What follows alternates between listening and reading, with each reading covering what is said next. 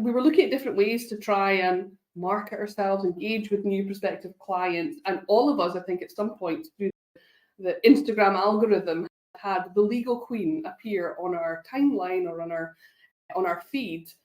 She's an English solicitor who answers really quick, succinct questions that are posed to her by someone off camera.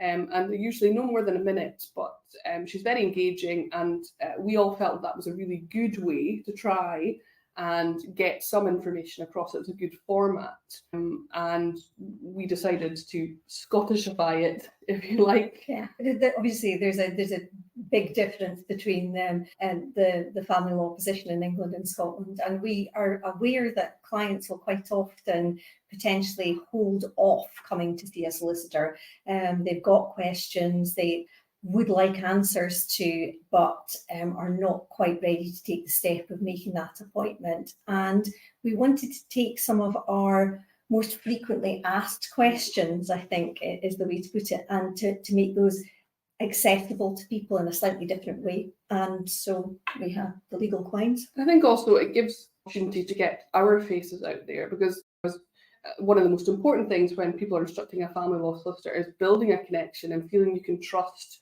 and get on with your family lawyer. And I think people can see that we're human, people can know what we look like, what we sound like before they come in to see us, and we'll have a potential idea as to the sort of person that they're going to be dealing with. So it's a good way to get that across and to get that out there. Absolutely. We haven't quite released our bloopers reel yet, which might make us look a lot more human, but I think what we've got out there already does that.